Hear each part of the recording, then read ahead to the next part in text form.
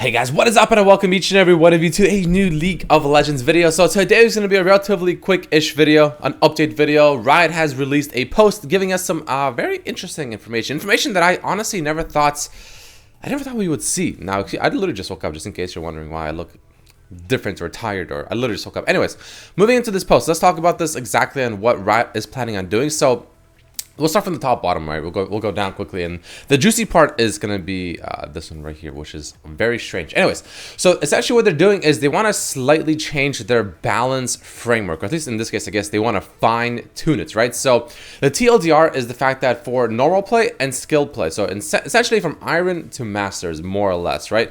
What they want to do is, based on the numbers and statistics here, they actually want to try and make their system to detect champions that are OP a little bit more lenient, if that makes sense, right? They wanted to more easily identify if a champion is overpowered. So essentially, if the champion's win rate is at a certain point, the system flags the champion as overpowered. So that little threshold is going to get lowered a little bit. So you can see essentially from 54% or 54.5% down to 54%. And then for Platinum Masters, from 54% down to 53.5%, right?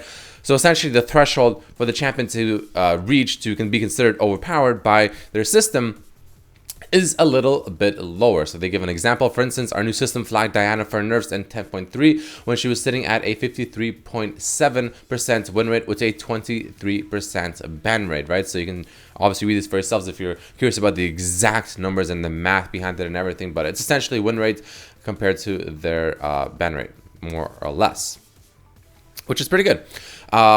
So that's going to be that. So it's going to be a little bit easier for them to detect champions that are overpowered. Nothing being changed in Grandmaster with the Challenger. And then we have professional play where they're changing it there as well. So for instance, the new one now is it's OP if it's greater than 95% presence for one patch, or greater than 85% presence for 2 patches. That's going to be the new system they use to determine if a champion is considered overpowered in professional play, which, I mean, I guess it makes sense.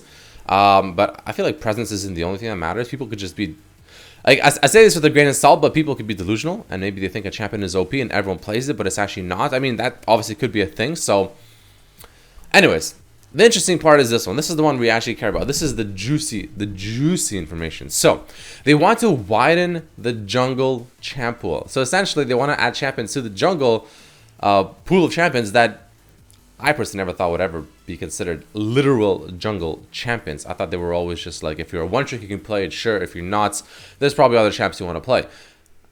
Apparently, that's not going to be the case anymore. Zed, Talon. We have Zed and Talon in this list. Boys and girls, obviously, 2 of my champions right there.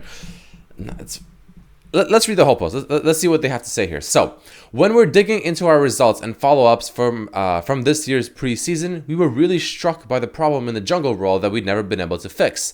Throughout League of Legends history, low elo players have preferred the jungle position least of all 5 positions, regardless of whether jungle is strong or weak relative to the other 4 positions. We think this will take a variety of changes to fix in the long term, but we want to also do some short-term work to improve the jungle appeal.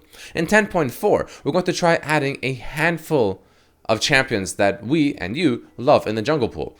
We'd be doing very focused changes that buff these champions' jungle clears, but leave their lanes unchanged. Not all of these changes may ship, but here is our current list. Garen, Diana, Zed, Talon, Darius. I'm not entirely sure which of these, like, I don't know why they chose these champions specifically. Like, why Garen? Like, Garen of all champions. Garen in the jungle is just, I mean, I feel like he could be a good clear jungler, but it's just the ganks seem questionable, honestly.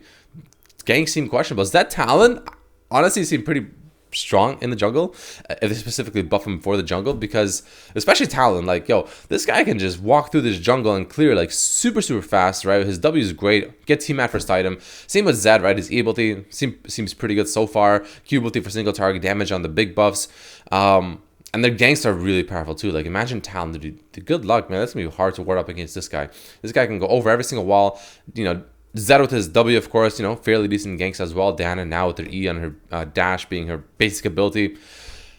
But then you have Darius and Garen, just champions that are just super mobile. I mean, I feel like they'd have to just go ghost and just charge right in there, you know what I'm saying? And just pray for the best. Maybe Darius can just flash E, I guess, but So that's going to be really interesting. Let me know what you think about that in the comments below, guys. We have some new jungle champions coming over to League of Legends apparently very, very soon, according to Riot Games, which I'm honestly very curious to see how this is going to work out. Maybe we'll start playing jungle as a secondary role and just play Zed and Talon and Kiana. Possible, very possible. Anyways, moving on, they have Soraka they talk about here, where they essentially want to nerf Soraka in solo lanes, because at the moment Soraka top lane is literally absolutely busted. It's crazy how that's even a thing nowadays, to be completely honest, but it is. Then we have Aphelios changes that they want to do over here. So a few more changes should be coming for Aphelios to help him, to help the clarity playing against him. So essentially a better understanding of his guns. We're adding his offhand gun icon to his health bar. Okay. Less surprising ultimates. So we're lowering the range on his ultimates and amping up the color differentiation so that you can better tell when an R is coming and what it'll do. More clear turret threat and just overall more balance, which makes sense. So some nice little, I guess, quality of life, more or less, changes coming over to Mr. Aphelios.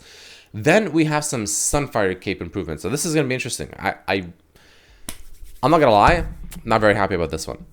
Sunfire currently is a bit underpowered, giving us the opportunity to buff it in ways that improve the tank experience. Tank experience. Damage focused classes scale up with items in a way that speeds up and eases their farming patterns, while tanks still can struggle to clear even after multiple items.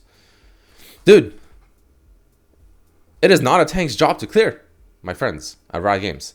Our current changes in testing are, so the immolate burn from Sunfire Cape is increased by 1.5% of the wearer's bonus HP. Doesn't sound like a lot, but it is. After you apply an immobilizing crowd control to an enemy. So essentially, every single tank has CC. Like, what tank doesn't have CC, right? Every tank has CC. Let's take Ornn as an example. Ornn lands his E ability, stuns you. Well, now Sunfire is doing substantially more damage to you, especially late game, with that extra scaling of the bonus HP. Maybe Zac or something, you know, they land with his E. Okay, well, now you're about to take a lot of damage from that Sunfire. Just the Sunfire alone. And I don't know why. I really don't know why. By the way, don't forget, it says enemy, not champion, so it applies to minions as well, right? So you can wave clear faster, hence what they wanted to do here. But like, dude, like, tanks aren't supposed to wave clear. Like, their job isn't to wave clear. If they have Sunfire right now, even if they have Balmy Cinder right now, trust me, Riot Games, their clear isn't as bad as you think. Sion, like Zac, Ornn, like, dude, they just use their abilities. Sure, it's not as good as someone that actually literally does damage, but that's the point. I feel like that's literally the point. That it should be like that. You shouldn't be giving tanks everything, like a little bit of everything. Like, yeah, they can do a lot of damage. Here, Ornn can watch out somebody, but Ornn can also wave clear. Ornn can also be the tankiest guy in the game. Ornn can also have one of the best engages in the game. Ornn can also have one of the best CCs in the game. Like, dude, they can't have everything. You gotta chill, Riot Games. You gotta chill. You can't give them everything that they possibly want. You know what I'm saying? You're gonna give them some, like, I don't know. I was gonna say you're gonna give them some like one-shot potential, but I just realized Ornn can one-shot already. I don't know. Right? They need to chill on these tanks. In all honesty, like sure they want to bring tanks back to the meta and they want tank meta to be here, but you guys gotta chill a little bit. Like, relax. Like, let's take it down a notch. You know what I'm saying? Then we have the final thing being Stopwatch. So Stopwatch is a very controversial item because of just the options that it provides and the utility and the safetiness and everything that it provides. It's extremely controversial, right? So essentially they want to nerf it, because they believe it's being used by a wide range of champions in a typical game. This both leads to a feeling of homogeneous power across every champion, but also it can be too good at stifling action and negating burst. We're looking at how we want to change this and reduce its presence. Now, I actually gave an idea to Riot Games on Twitter, so in case you guys are curious, by the way, make sure you follow me on Twitter if you haven't already, Redmercy, at Redmercy. Anyways, so this is my idea. I want you guys to let me know down below what you think about this as well. I think it's pretty good, but obviously I do because it's my idea. Anyways, Stopwatch, and essentially what I'm saying is Stopwatch should be a high risk type item. So if you spec into Stopwatch from the tree, right, and you get the free one, maybe you can get it a little bit sooner, but you should not be able to use it and then have the ability to upgrade it into an item with no penalties. That's what I think. So I think if you use it, it should subtract its gold worth, which is what, 600 gold, or maybe at least half of that. Maybe subtract 300 gold from it or something like that when you do upgrade it. So let's say it's worth 600 gold, right? So let's say you don't use it. Well, now it's worth a full 600 gold. You can upgrade it to Zhonya's GA at its full price, essentially, when it comes to combining it the full recipe. Let's say you do use it though. Now it's minus, let's say, 300 gold, for instance. So now when you go into Guardian Angel or GA, well, the stopwatch that you have in your inventory, or I guess the broken stopwatch, is worth 300 gold, which makes sense. It's broken. Why is a broken stopwatch worth the same amount of gold as a fully functional stopwatch? It just thematically doesn't make sense either, right? So I think it should be like that personally, because it's too much free gold, and it's a get out of jail free card. You need some form of penalty for using it. That's what I think personally, and I think that makes it more fair. And because even if you have the stopwatch in an inventory, the people that are thinking of, like, say, tower diving or killing you or whatever, they still have to think about that. Like, they still have to take that into consideration, because you can still very well use the stopwatch, and that will definitely change the way that certain fight will play out. So I personally think that that's going to be a great idea, and I think a fairly balanced idea for stopwatch. But that's about it for this video, guys. If you enjoyed it, don't forget to hit that like button. Ended up being not that short of a video, because I started going off on a little bit of a few tangents, if you will. But either way, guys, thank you all so much for watching. Let me know what you think about this specifically, Sunfire and Stopwatch, and I'll see you guys for the next video. Peace, peace, peace. Thanks for watching.